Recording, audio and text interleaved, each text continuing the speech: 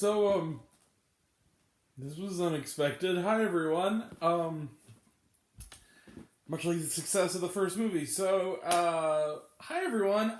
We're doing kind of a weird, similar double bill. So, anyone who watched my video earlier for Paranormal Activity Next of Kin knows I didn't care for that film too much. But I mentioned that we had something very similar coming up. And that's what we're talking about. And I'm sorry about this. I'm Grant, the movie and TV guy. Movies and TV is what we do here. And today we're talking about a film that is also streaming on Paramount Plus this weekend. That is also Paranormal Activity-ish. It is an actual documentary this time called Unknown Dimension, The Story of Paranormal Activity.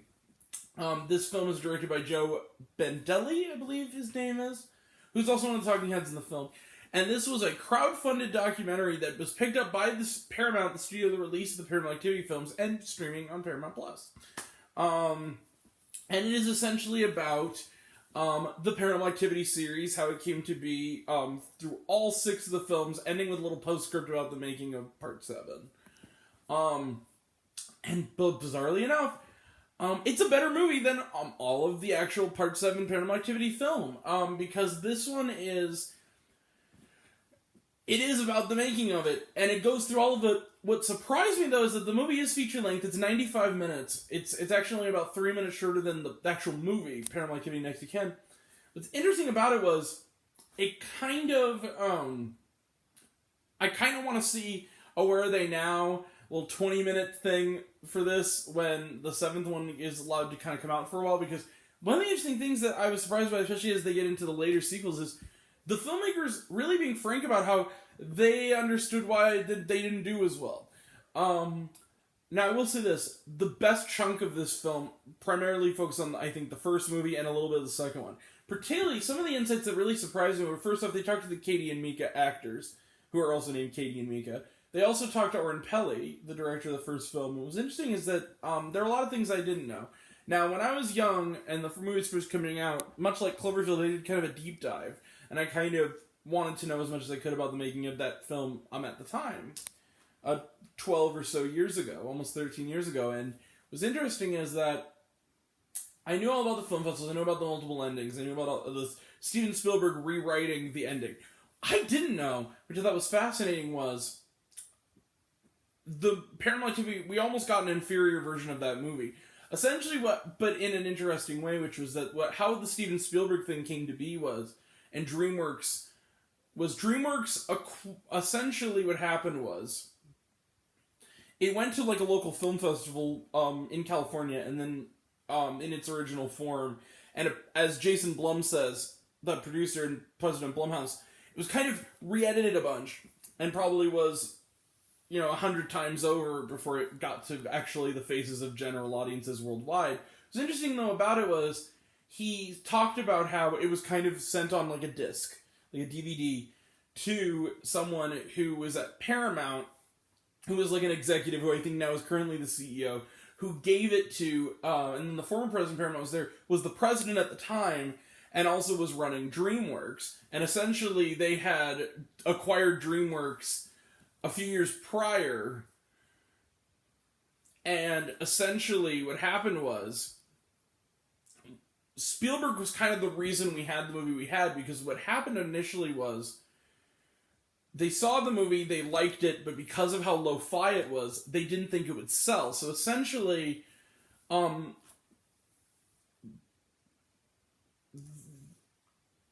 president at the time of Paramount essentially told Oren Peli, the director, we want to remake Paranormal Activity before the original's even seen to the public. And what we'll do is we'll get name actors, we'll make it bigger, we'll give it a budget, and you can direct it. Oren Peli said he agreed on 3 big conditions. 1, we're going to do everything we can to sabotage it before it even gets to live, the remake, which I thought was a nice way of putting it. The other one is that stipulation that the original film, when that remake that never ended up happening, ends up on DVD, the original film will remain as a bonus feature.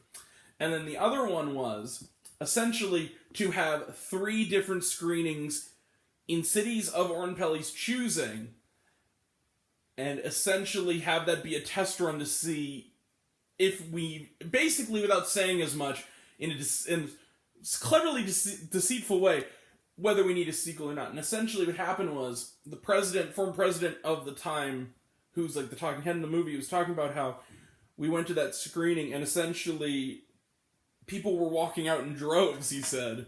And essentially what happened was he had turned to the then executive who kind of championed the movie and was just like, it's over. This isn't happening. Get ready to remake it. And then just by happenstance, the soon-to-be president Paramount went out into a lobby and kind of asked the guy out in the lobby of this where the theater the screening was taking place in, about how do you happen to catch what people thought of it? And he says that or why they left, and he goes, I'm sure they hated it, right? And he goes, no, they left because it was too scary. And so it cuts to Jason Blum and he says, needless to say, the remake didn't happen. And that's when we started the idea. But then what kind of caused the whole, for those who weren't there, who weren't alive to remember it, essentially when the first Paranormal Activity came out, there was this sort of campaign to demand it, where essentially, and I was one of the people who did so, where you'd go on this website, the movie's official website, and you demand that it's in your theater. He said essentially that was as a result of the reason it actually premiered in 2007 but didn't open until 2009 is that when this guy, who was the president at the time of DreamWorks, was hired to be the president of Paramount, he was there only basically temporarily at the time to oversee the remaining DreamWorks films that were acquired by Paramount when they owned DreamWorks, because they were cutting ties with DreamWorks, and essentially he was to oversee the small slate of movies that they had carried over, one of which was Paranormal Activity, where it was one of the last DreamWorks films that they acquired that was going to be distributed by Paramount. Interesting idea. So I just thought that was interesting. I also thought it was interesting when they got to part 2, they were trying to figure out what it should be. And essentially, but Jason Blum has this really good tidbit where he talks about how he said in hindsight he's glad he didn't take it because he thought it was a bad idea, but he said essentially his idea was to give 10 directors $100,000, have them shoot their Paranormal Activity 2, and then of the 10, pick the best one to be the official Paranormal Activity 2. And that was kind of interesting. So overall, this was really a deep dive. I really liked some of the child actors from the movies who are now like adults were some of the people who kind of talked there. Some interesting insights from everyone involved. Catherine Newton is actually who's one of the probably the most famous people to come out of this franchise. Has some nice tidbits. So yeah, that was a fun little watch that was weirdly better. So, if anyone remembers, I gave Next Can Have Star. This actually gets quite a bit better. I'm going to give this like 4 stars out of 5. This was a really good deep dive into this that actually was surprisingly in depth. I also like, real quick, at the beginning they kind of talk about the early history of found footage, which I also thought was a nice little starter. Alright, so yeah, 4 to 5 stars for me for Unknown Dimension, the story of Paranormal Activity.